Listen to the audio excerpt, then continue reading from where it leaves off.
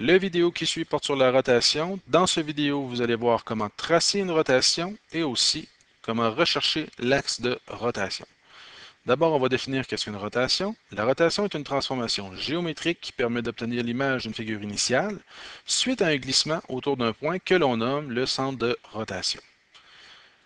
Alors, avant de continuer, un petit rappel. D'abord, qu'est-ce qu'une figure initiale et qu'est-ce qu'une figure image? La figure initiale, c'est la figure de départ sur laquelle on va faire la rotation et la figure image représente la résultante, donc le résultat de la rotation. On nomme les sommets de la figure initiale par des lettres de l'alphabet et on va nommer les sommets de la figure image avec les mêmes lettres. Cependant, on va rajouter le symbole prime. Alors, par exemple, dans la figure initiale, on va avoir le sommet A. Dans la figure image, on va le nommer A'.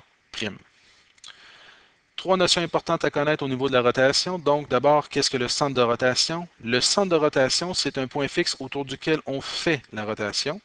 Et généralement, on va le noter par la lettre O. Il y a aussi l'angle de rotation qui mesure, c'est une mesure qui indique la valeur de rotation. Donc, soit qu'on va la représenter par un dessin, ou encore on va la représenter par un angle. Et pour mesurer cette rotation, on va devoir ici la dessiner. Par exemple, ici, on va tracer une droite et on va placer notre rapporteur d'angle pour mesurer un angle de 100 degrés pour être en mesure de se le représenter. Alors voilà, dernière chose, le sens de rotation. On a le sens horaire ou anti-horaire. Donc, le sens horaire, c'est un sens qu'on l'on dit négatif. Donc, les angles sont négatifs, par exemple, moins 30 degrés. Et le sens anti-horaire, c'est un sens qu'on l'on dit positif, par exemple ici, plus 30 degrés. Alors, il est important de se rappeler, horaire, c'est des angles négatifs et anti-horaire, des angles positifs. Donc, pour tracer, qu'est-ce qu'on va avoir de besoin? Un rapporteur d'angle, un compas et une règle. Alors, voyons le premier exemple. Ici, on a un angle dessiné et on demande de faire la rotation du triangle ABC. Alors, la première chose, c'est qu'on va venir placer le compas au niveau du centre de rotation et on va venir placer la pointe à chacun des sommets. Par la suite, qu'est-ce qu'on va faire? C'est qu'on va venir tracer un cercle pour chacun des sommets. Donc, ici, le sommet A, le sommet B et le sommet C. Deuxième étape qu'on va faire, on va venir prendre notre règle et on va venir prolonger chacun des lignes qui représentent notre angle de rotation. Donc ici, on vient prolonger de la façon suivante et on vient prolonger de la façon suivante. Troisième étape, on va venir ouvrir notre compas selon l'arc qui représente la rotation de chacun des sommets. Alors ici, pour le sommet A, l'arc de cercle qui représente la rotation du sommet A est représenté par l'intersection des lignes et du cercle vert.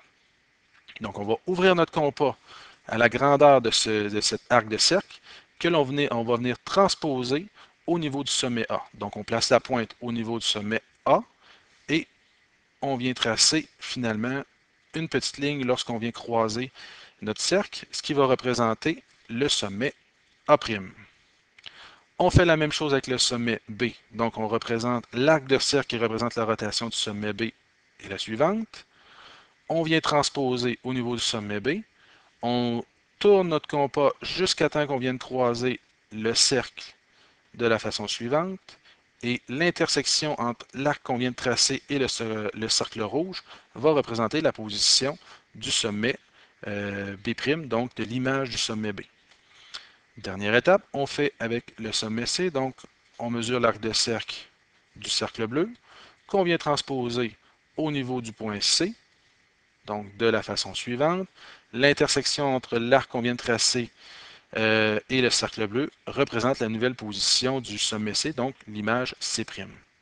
Dernière étape, on relie chacun des sommets images pour représenter finalement la rotation de notre figure initiale.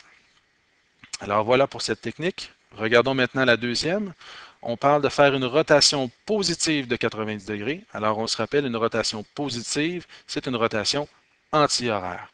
Donc qu'est-ce qu'on va faire? La première étape est la même que dans l'autre, c'est-à-dire qu'on va faire des cercles qui vont représenter chacun des sommets. Alors ici, on place la pointe sur le centre de rotation, le crayon sur le sommet A et on fait un cercle. On fait la même chose avec le sommet B et on fait la même chose avec le sommet C. Deuxième étape, on va venir placer notre rapporteur d'angle pour que le centre du rapporteur d'angle soit au niveau du centre de rotation et que la ligne du zéro touche le sommet désiré. Par exemple, ici, le sommet A, on va venir l'aligner pour que le centre de rotation et le sommet A soient sur la ligne du zéro. Par la suite, on va mesurer un angle de 90 degrés, donc on tourne positivement, on tourne, si on pourrait dire, dans un sens anti-horaire. Alors, on place un point à 90 degrés. Par la suite, on vient placer notre règle de la façon suivante, c'est-à-dire qui touche le point qu'on a placé et le centre de rotation. Et on va venir tracer une ligne au niveau du cercle rouge. Donc, l'intersection va représenter finalement la nouvelle position du sommet A, qu'on va noter le sommet A'. Alors, on fait la même chose avec les autres sommets. Par exemple, ici, le sommet C. On place le centre de rotation, le rapporteur d'angle au niveau du centre de rotation. On enligne le 0 degré de notre rapporteur d'angle avec le sommet C. Et par la suite, on mesure un angle de 90 degrés. Alors, par la suite, on prend notre règle, on aligne le point qu'on vient de placer, le point rouge qu'on vient de placer avec le centre de rotation. Et l'intersection entre avec le cercle bleu va représenter finalement la nouvelle position du sommet C que l'on va noter C'. On finit avec le sommet B. Donc, on aligne le 0 avec le sommet B et on s'assure qu'on est centré au niveau du centre de rotation pour le rapporteur d'angle. On mesure 90 degrés de la façon suivante. On aligne la règle avec le point rouge et le centre de rotation. On trace une ligne noire finalement au niveau du cercle vert qui va représenter finalement la position image, donc la position B'. Qu'est-ce qu'il nous reste à faire? On relie les trois sommets images ensemble pour représenter notre figure image. Alors voilà pour la façon de tracer. Regardons maintenant comment on recherche le centre de rotation. Alors, ce que vous avez besoin, c'est d'une équerre et d'une règle. Donc, reprenons l'exemple précédent. Alors, on a finalement, une figure initiale, on a une figure image. Alors, pour retrouver le centre de rotation, qu'est-ce qu'on fait? On relie on fait des segments finalement entre le sommet de la figure initiale et le sommet de la figure image. Donc, par exemple, ici, A et A'. Et on va venir placer un point au milieu finalement de ce segment-là. Donc, par exemple, ici, on mesure approximativement 2,5. Alors, entre 1,2 et 1,3, on va venir placer un petit point. On fait la même chose avec avec le sommet B et le sommet B'. Donc, ici, on va placer un point à peu près à 2,5 cm au milieu. On fait la même chose avec C et C'. On place un point au milieu, c'est-à-dire approximativement à 3,2 cm. Par la suite, qu'est-ce qu'on va faire? C'est qu'on va venir placer l'équerre pour qu'un des côtés à 90 degrés touche chacun un segment. Donc, et par la suite, le coin à 90 degrés, on s'assure qu'il touche le point rouge. De l'autre côté, on va venir tracer une ligne en pointillé qui va être finalement une ligne perpendiculaire. Donc, on fait ça pour chacun des points qu'on a trouvés tantôt. Alors, ici, on l'a fait pour le sommet C, C'.